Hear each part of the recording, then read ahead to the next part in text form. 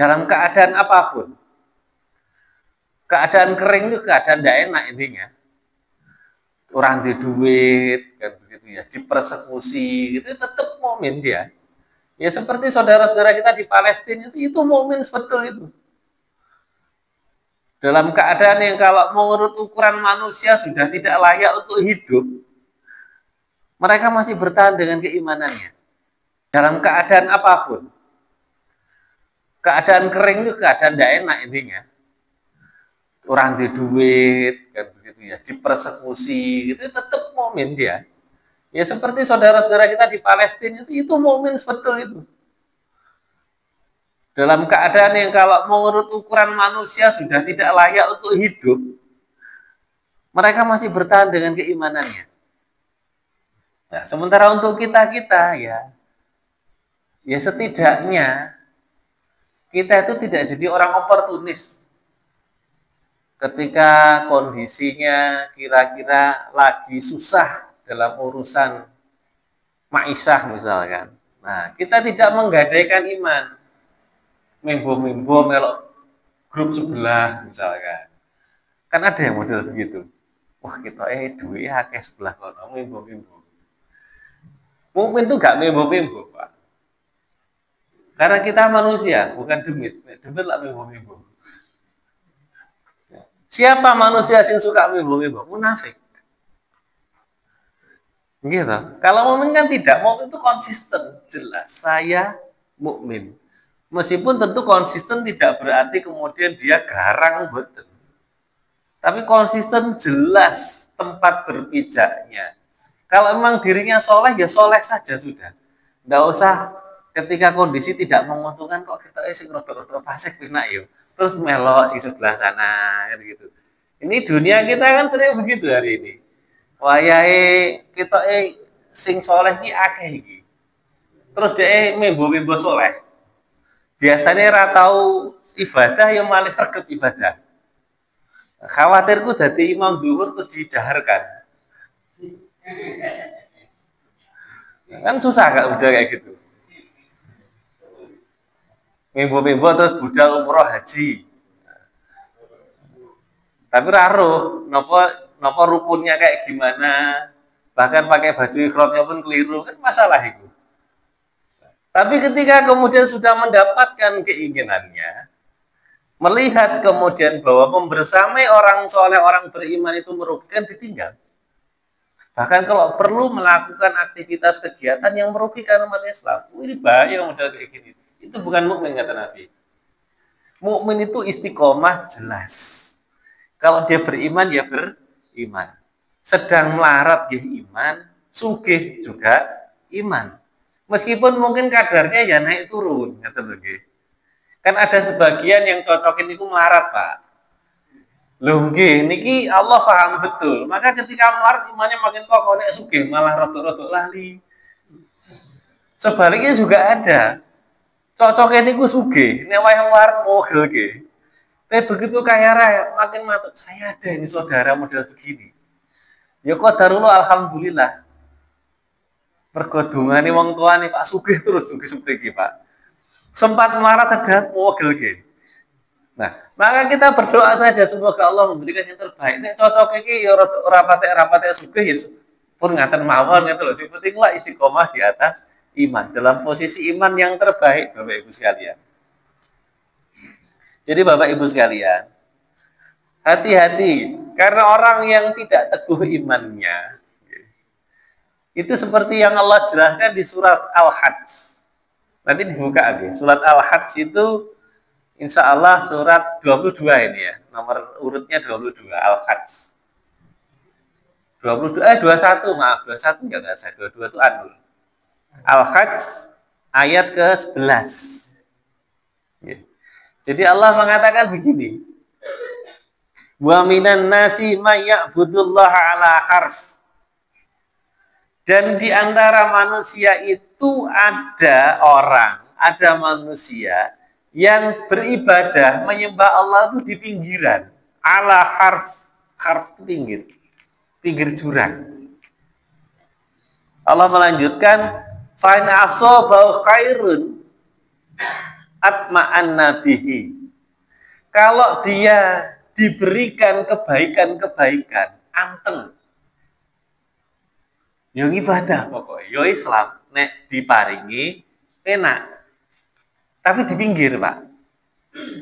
Di pinggiran. Artinya ya nggak totalitas, namanya di pinggir, Pak. Tidak totalitas dan posisi kan membahayakan nih, jaringan di pinggir. Cara kedorong sedikit kan nyemplung nih. Nah, niki ada yang di situ.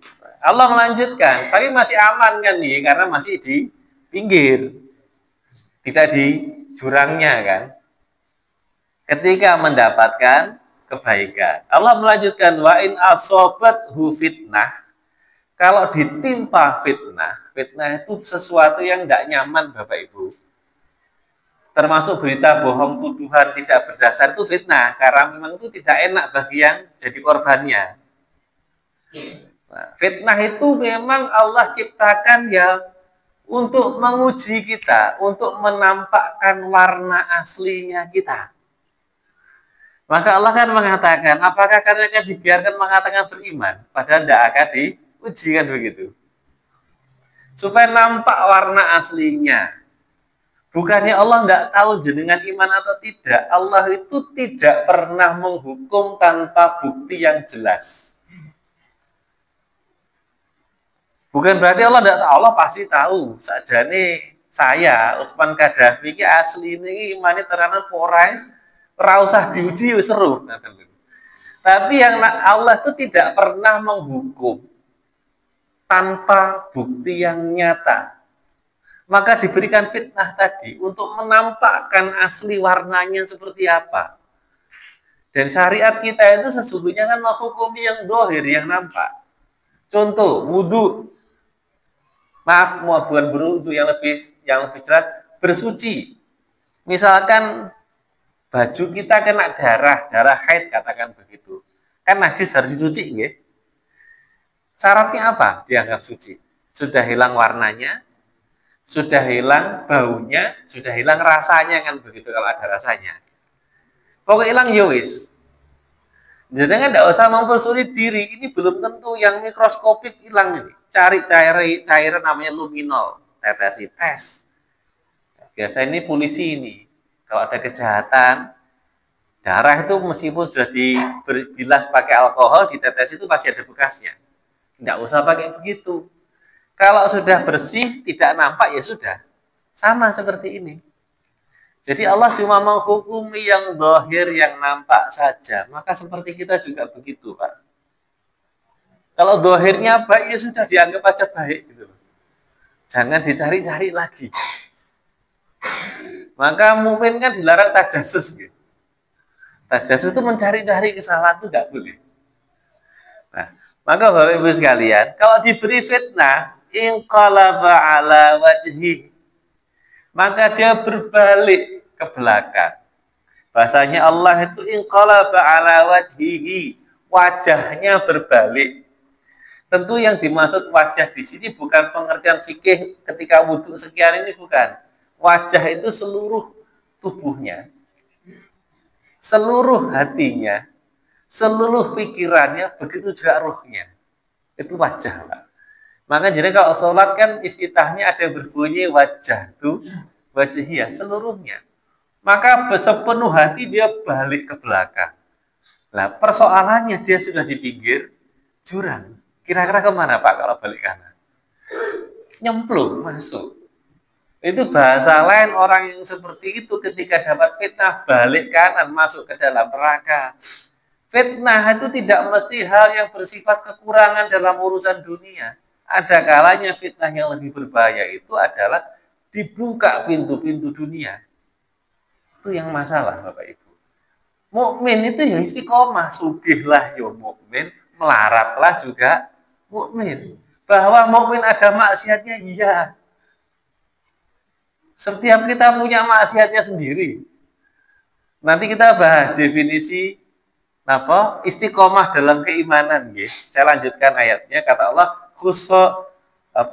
khosirat dunia wal akhirah, rugi dia di dunia, begitu juga di akhirat. Dzalika huwal khusranul mubin. Nah, yang seperti itulah kerugian yang betul-betul nyata. maka jangan dilakukan, kata Allah. Dan sifat mereka, keadaan mereka itu disebutkan oleh Allah yang lebih tampilannya, gitu, tampilannya di dunia, kata Allah di surat An-Nisa 143. Muzabdzabina baina dzalik. Niki bahasanya pun mboten patek muzabdzabina itu maksudnya napa nggih? Ragu-ragu, tidak jelas. Baina dzalik, di antara yang demikian. Iki iman pora, kafir pora itu mboten jelas. Niku ada Pak membo-membo. Kira-kira menguntungkan karo wong soleh, tidak wong soleh. Wis soleh karepe, wong pinak karo wong kafir, kalau wong kafir kan begitu. Yang model-model begitu tidak tetap pendiriannya ini. Nek mukmin kan enggak. Mau untung, mau rugi tetap mukmin. La ilaha ula'i wa la ilaha ula. Mereka itu tidak masuk golongan ini, maksudnya yang iman, dan juga tidak golongan yang itu, tidak masuk kafir. Makanya nanti tempatnya di akhirat itu mungkin khusus. Mukmin jelas surga gitu, tentu berdasarkan tingkatan amalnya gitu. Orang kafir ya jelas di neraka. Munafik itu tidak bareng kafir, Pak. Wong kafir ya moh dikumpuli. Siku bentuk jenisnya kan gitu. Ditaruh di mana? Kata para ulama, fit darkil asfali minan nar. Neraka ngisor dewi, intip neraka nih dari Mbah kula nih. Karena memang parah, memang orang-orang munafik itu parah. Maka kata Allah, wa may yudlilillahu falan tajidalahu sabila. Maka kamu tidak akan sekali-kali akan mendapatkan jalan untuk memberikan petunjuk kepadanya. Itu ngerinya kalau sudah masuk munafik itu susah mendapatkan hidayah. Meskipun bukan berarti kita putus asa tidak menyampaikan, gitu, tetap kita cuma menyampaikan saja. Dan munafik itu memang ngewuh gitu Bapak Ibu. Itu cobaan besar munafik itu bagi orang Islam. Buktinya apa? Dakwah Nabi itu turunnya Islam itu di Mekah, bukan tentang Magetan. Nek medune Magetan perkara gede Pak niki. Orang Mekah pada masa itu, orang Quraisy itu tidak ada yang punya sifat munafik. Jelas mereka itu. Nek apik ya elek ya elek kata. Nek menerima menolak. Bahwa tukang ngapusi iya. Tapi maksudnya ngapusi itu ngapusi ketika dagang, ngapusi dalam urusan utang niku jagone niku Abu Jahal niku. Cuma Bapak Ibu sekalian, dalam urusan pilihan antara menjadi yang mukmin atau yang kafir, gitu, kalau sebelum datang Islam itu yang Hanifiyah dan yang musyrik itu jelas. Kalau dia Hanifiyah ya Hanif, termasuk Abu Bakar itu kan Hanif, tidak pernah melakukan syariatnya orang-orang musyrik. Nek haji yo biasa mawon tawaf mboten melok model-model wong musyrik niku. Jelas. Lah kok gak dimusuhi? Iya, karena kan tidak didakwahkan. Itu loh cirinya, Pak. Kenapa Islam itu dimusuhi? Karena Islam itu dakwah, masalahnya itu. Jenengan soleh atau masjid itu aman, Pak. Ini jenengan dakwah, wah bahaya, Pak, sosok itu. Itu bedanya. Maka ketika Nabi datang, Islam itu diturunkannya di Mekah supaya jelas mana yang mukmin, mana yang kafir. Tidak ada munafik, Pak. Munafik itu baru dikenal ketika Islam sudah lumayan kuat. Ketika Islam hijrah pindah ke Madinah. Kalau sudah kuat kan cobaannya meningkat. Jadi digebuki gak karo-karo di Mekah itu masih tidak seberapa dibandingkan menghadapi orang munafik di Madinah. Loh, gosipnya ngeri loh. Jadi kan bayangkan Sayyidah Aisyah itu kurang apa sekarang? Dari bibit, bobot, itu uswafi kafir dari wong Jawa. Itu masih kena gosip gak karu-karuan. Dan memang munafik itu nyusahke, Pak. Mati mau nyusahke lho nih wong munafik niku. Lah nek mau kafir kan karuan, mati sekono dan mati dan urus-urusan kono kan begitu. Lah nek munafik, kalau tanglet jenengan, nek yang munafik mati disolati ora penake. Kok tanglet jenengan sakniki. Munafik niku Islam napa mboten? Resminya kan Islam. Kan susah ini. Disolat gigi munafik. Orang disolat gigi ya resmine Islam. Nah itu susahnya Pak. Untuk hari ini tidak jelas yang dapat stempel munafik, maka aman Pak. Pokoknya Islam jenengan sholat pun. Lu zaman Nabi itu ketika Abdullah bin Ubay meninggal tuh sahabat itu gak sepakat sama Nabi. Nabi, Abu Bakar, Utsman dan yang mensolatkan. Satu manusia tidak mau. Maka dicuri Al-Faruq, Umar bin Khattab, gak munafik kok disolat ke. Begitu kata Umar. Umar kan yang sering kritis kepada Nabi. Dan ini dibenarkan oleh Allah. Tentu yang dimaksudkan dibenarkan adalah bahwa tidak layak Nabi itu mensolatkan orang bermasalah. Nah itu jadi dalilnya, wong nek kakek utang ra gelem bayar itu Nabi tidak bakal mau mensolatkan. Bukannya tidak boleh disolatkan. Sanksi sosial orang-orang fasik itu sebaiknya tidak disolatkan oleh tokoh agama gitu loh Pak. Makanya si jenis Ustadz Kiai ini pun sakit ketika isi informasi ojo disolat nih Pak Yai, Pak Ustadz rusak tiang nih. Nah, tapi yang lain tetap wajib mensolatkan. Sholat jenazah kan fardu kifayah, ngerti lagi. Jadi ada sanksi sosial biar orang nggak sampai nak dewe gitu loh. Seneng mimbo-mimbo pas itu kok kiai ini podo nyolat ini saya enggak cocok nih. Termasuk tukang utang ora tahu bayar barang itu sebaiknya yang sholat ya sebagian saja sudah. Sing soleh-soleh nemen itu berusaha. Sehingga seolah-olah dia kan dapat legitimasi atas keburukan yang dikerjakan. Ya, saya lanjutkan Bapak Ibu sekalian, ya. Tadi intinya adalah bahwa konsistensi keteguhan itu ciri utamanya seorang mukmin. Dia tidak mudah berubah karena lingkungan, tidak juga berubah karena ketokohan, tidak juga berubah karena kepentingan atau kebutuhan. Bahasa sederhananya dalam Islam namanya istiqomah. Dan itu kita mohonkan setiap saat. 17 kali kita mohonkan kepada Allah minimal pada saat kita sholat. Ihdinas siratal mustaqim.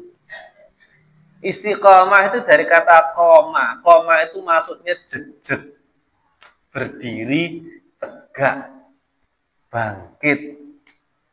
Maka zaman riyen nek teng langgar turu waya subuh kan dibawahi kum ngaten nggih. Kum itu maksudnya bangkit, bangun. Kalau mau sholat setelah imam sudah berdiri di depan, segera dikumandangkan iqamah. Maknanya jamaah dangdo ngadeg kan ngaten kira-kira kan begitu. Maka istiqomah itu maknanya tegak lurus. Kalau sedih tegak lurus saya jadi istilah politik. Tegak lurus maksudnya barang itu kuat mancepin, tegak lurus kan kuat mancepin itu. Nah, kira-kira begitu. Jadi kokoh, tidak gampang digoyahkan. Dan inilah yang diajarkan Nabi Shallallahu Alaihi Wasallam kepada sahabatnya. Kalau tidak salah namanya Abu Usamah, ketika minta diajari tentang Islam satu kata saja ya Nabi. Apa kata Nabi? Kul amantu billah summastaqim. Katakan, aku beriman kepada Allah, kemudian istiqomahlah kamu. Nah, maka Bapak Ibu sekalian, makna istiqomah itu ada banyak. Yang paling ada yang mengatakan istiqomah di atas ikhlas. Ada yang mengatakan istiqomah di dalam taat dan menjalankan kewajiban. Nek saya ambil yang paling ringan saja untuk kita hari ini. Ini pendapatnya Abu Bakar. Sinten sing badhe nglawan Abu Bakar gitu. Beliau mengatakan istiqomah di atas tauhid pun niku sing paling minim. Nek niku tesih diengkel wis bingung kula sing budi malih. Ini sudah yang paling basic nih. Kalau menurut Ibnu Abbas dan Qatadah tadi, istiqomah melaksanakan kewajiban kan berarti Pak. Kalau jenengan ya sok istiqomah seorang kan ya tetep nggih. Tapi kalau istiqomah di atas tauhid ini sudah bentuk paling minimal. Sehingga ketika itu kita kerjakan, Bapak Ibu sekalian, semoga Allah itu menganugerahkan kepada kita tadi sifat la khaufun wala yahzanun, kebahagiaan. Bahagia itu namun dua, saya pernah menyampaikan di sini. La khaufun wala yahzanun, tidak ada ketakutan, tidak ada rasa khawatir. Bahagia itu niku tok kok disederhanakan dalam Islam. Nggih napa duitnya akeh, nek khawatir, waduh cekel KPK misalnya. Untuk apa kita kaya raya tapi dibayangi kesedihan-kesedihan karena mungkin ditinggal mati anak dan seterusnya dan seterusnya dan seterusnya. Kan tidak ada artinya. Meskipun hidup itu ya ala kadarnya, tapi tidak ada khawatirnya, tidak ada sedihnya, itu kan bahagia. Dan itulah sifat orang yang istiqomah di atas keimanannya.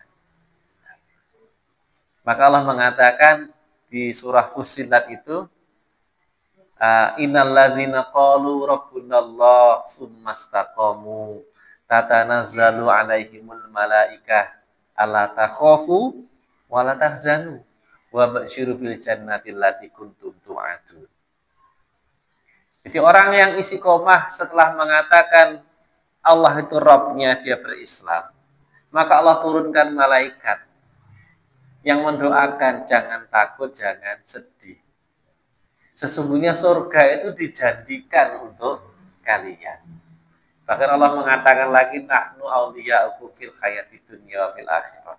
Kami yang jadi pelindung kalian, penjamin kalian di kehidupan dunia dan kehidupan akhirat, Bapak Ibu sekalian. Nah, dan itulah kemudian ada kaitannya, Bapak Ibu sekalian. Nabi kan menutup tadi dengan apa? Tidak gugur doanya. Maksudnya apa, Bapak Ibu sekalian? Doa itu, Bapak Ibu, senantiasa akan Allah terima ketika tidak ada penghalang yang menyekatnya. Salah satu dari sekian penghalang yang paling utama adalah iman yang ada di dalam hati. Di samping tentu yang lain-lain, barang yang haram dan seterusnya. Tapi eksistensi doa itu diijabah itu karena adanya iman di dalam hati. Terpeliharanya takwa, Bapak Ibu. Maka Ibnu Qayyim itu mengatakan, Bapak Ibu sekalian, kenapa korma itu tidak pernah rontok daunnya pada saat musim panas sekalipun, dan termasuk pada saat musim dingin, itu menunjukkan betapa seorang mukmin itu mesti senantiasa konsisten menggunakan pakaian takwa. Wa libasut taqwa dzalikal khair, kata Allah. Dan pakaian takwa itu lebih baik. Diibaratkan seperti pohon korma, meskipun musim dingin yang kayak apa, semua tumbuhan bogrok semua daunnya. Musim panas yang seperti apapun sehingga segala macam itu jadi kering. Pohon korma itu mungkin kering, tapi tidak pernah gugur daunnya. Sama seperti mukmin, Bapak Ibu. Ketika fitnahnya memang sudah dalam tanda petik luar biasa beratnya, saya meyakini sebagian besar kita akan mengalami degradasi keimanan, tapi tidak akan pernah bisa hilang sama sekali. Itu harapannya. Sehingga ketika saatnya kita besok kemudian diwafatkan oleh Allah Ta'ala, bahkan dalam keadaan fitnah yang paling berat, semoga masih tersisa tadi Bapak Ibu, iman di dalam hati. Sehingga dengan itu jadi modal kita untuk masuk ke dalam surganya Allah Ta'ala. Maka Bapak Ibu sekalian, tadi iman itu modal yang paling utama mesti dipelihara. Dan sarana untuk memelihara banyak. Termasuk penjenengan rawuh hari ini itu kan memelihara iman. Kumpul dengan orang-orang soleh itu juga iman. Ibadah kita dalam rangka memelihara iman. Sehingga tidak pernah muncul dalam pikirannya seorang mukmin kalau sudah bisa melakukan sekian ketaatan terus muncul perasaan sombongnya. Enggak, ini semua semata-mata supaya Allah itu memelihara iman tetap ada di dalam hati kita. Apalagi hari-hari ini yang namanya fitnah itu berlalu lalang di sekitar kita. Yang tidak mungkin rasanya kita bisa menanggulanginya kecuali Allah sendiri yang turun tangan untuk membantu kita semua. Maka Bapak Ibu sekalian, tentu dalam sekian doa kita, kita mohonkan agar supaya Allah memelihara kita, memelihara keluarga kita, tentu teman-teman dekat kita, supaya istiqomah di atas keimanan, dan pada akhirnya kita semua diwafatkan dalam keadaan husnul khotimah. Allahumma amin. Demikian Bapak Ibu, kurang lebihnya saya mohon maaf. Saya akhiri, Assalamualaikum warahmatullahi wabarakatuh.